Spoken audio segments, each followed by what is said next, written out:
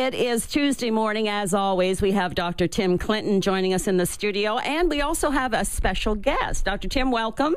Good morning, Dave. Hi, Linda. How Good morning. You guys? Good morning. Oh, we're Spring's doing in the great. air, you guys. It is. It's awesome, isn't it? Isn't it? Yes, 60 in the 60s today. Turn the Ooh. heat on, man. We need it. Anyway, No great doubt. in-studio guest today. Last week, we were privileged to have Gary Smalley here. I thought it was fantastic. It was wonderful. Just Wasn't it? loaded with information. Today, special in-studio guest, Emerson Eggerichs. If you have been around the marriage movement, if you will, over the last, I'd say, 6-8 years, you've come across Emerson's name. By the way, it's an interesting name, Eggerichs. It's Emerson. German. Yes, German. Eggerichs. I think that's what it is, yes. Yeah, Dr. Emerson Eggerichs wrote the book Love and Respect, and it has just literally exploded. New York Times bestselling author. His seminars are just amazing. They are the leading seminars, if you will, in Christianity right now when it comes to marriage. And the message he has is revolutionary. It just stopped me in my tracks the first time I heard it. But he and his wife, Sarah, are good friends, and we're just delighted to have you here, Emerson. Thanks for joining us. I'm honored. Thank you for those kind words. Emerson, as we get started, let's just talk about marriage. When it comes to love and relationships, you're out there. God's given you really a powerful ministry. What are you seeing? What are you burdened about? Mm-hmm. No, that's a good question. I think that there are a lot of goodwill people out there who get into conflict due to misunderstanding, not ill will. We didn't marry Hitler's distant cousin. And so, but what happens, we get on what I call this crazy cycle, and it's based on Ephesians 5:33, where a husband is commanded to love and a wife is commanded to respect. No debate on that first part, but there is a little debate on the second part that we can address about respecting a man. But we saw a correlation, Tim, that when a wife feels unloved, she tends to react in a way that feels disrespectful to her husband. She's not intending to. She's actually crying out for reassurance. You're the only man that can meet my need for love, and I'm reacting this way because I expect you to decode that. Yes. But at a certain point, it begins to feel disrespectful to who we are as men. I sometimes say to wives, go and reenact in front of a mirror how you just spoke to him, and ask the question, is there any person who talks to him this way?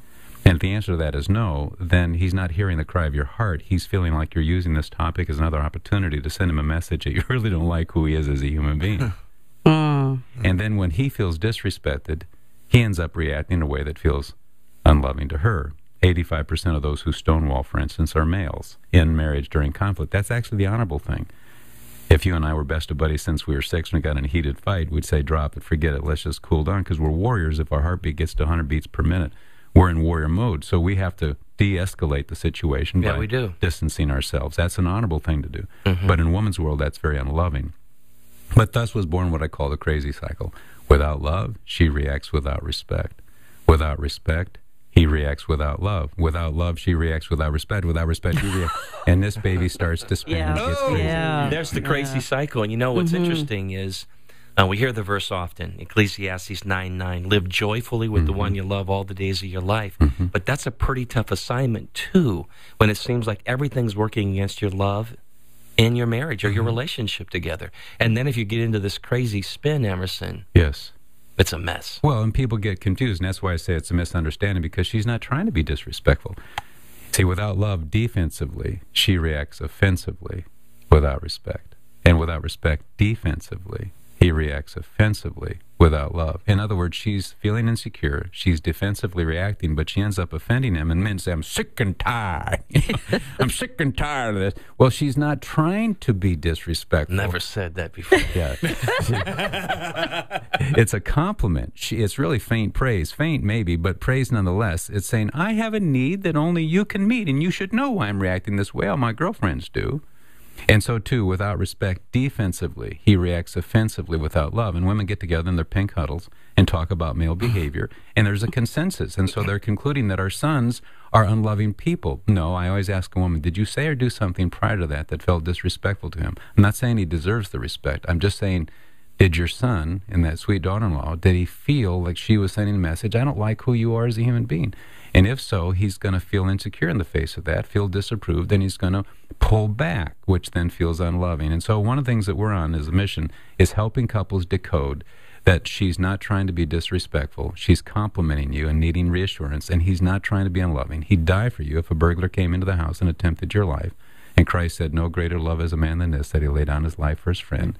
He's not sensitive or sentimental, but he is loving, and he would die for you, but he's feeling probably disrespected. We're going to unpack this and more during this hour. You guys, this is tremendous. Here's what's exciting. People are getting this message on love and respect, and it's changing their relationships. It's saving marriages. That's what this is all about today. Your relationship, if you're in a spin, man, you don't want to turn the dial. I promise you. Stay with us. Emerson Eggerichs, Love and Respect. He wrote a sequel to it, The Language of Love and Respect. What was the other one? Breaking the Communication Code? Yes, Cracking the Communication Code, which is the language of love and respect. We changed the title on that, but a new one called Love and Respect for a Lifetime, which is a gift book, and we're excited about that as well. Just over the horizon, a new light is shining. Salvation is on its way. Uplifting, encouraging, Spirit FM, third day, and lift up your faces.